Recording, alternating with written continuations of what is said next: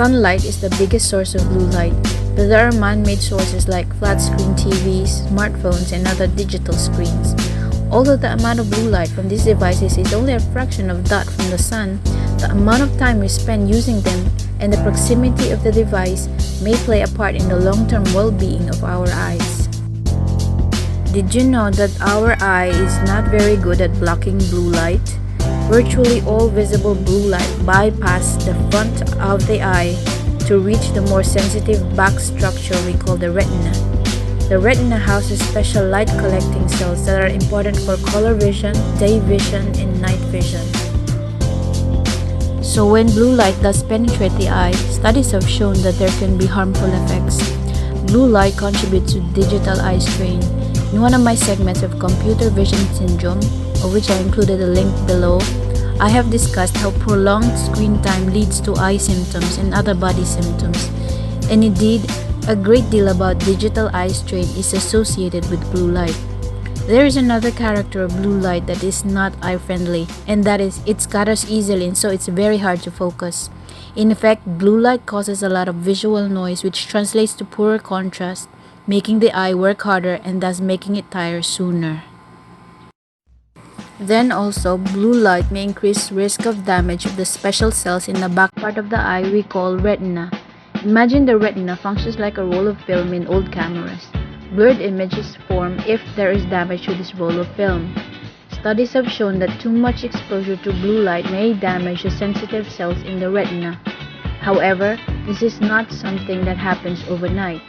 It is prolonged exposure that adds up the damaging effects that may eventually lead to permanent visual loss. For the past months indeed, long hours in quarantine and the advent of new normal has pushed more adults and children to longer exposure to gadgets.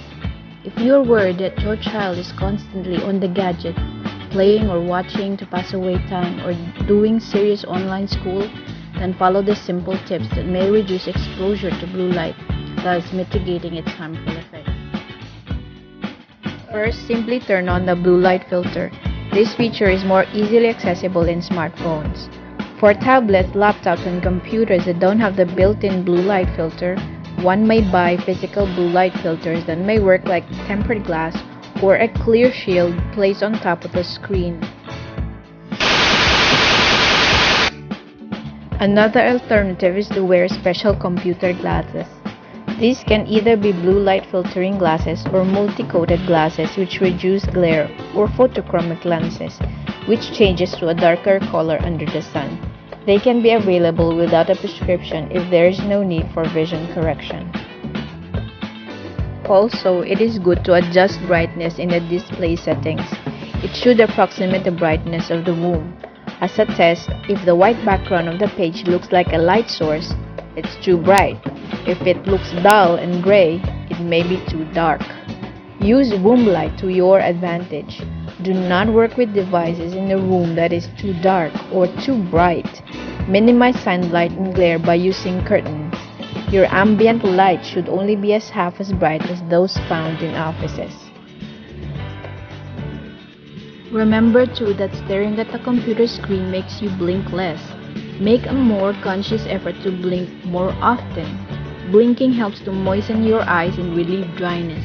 Otherwise, use a lubricant eye drop to help soothe dry, tired eyes. Another important tip is to teach the 20-20 rule to your children and follow them yourself.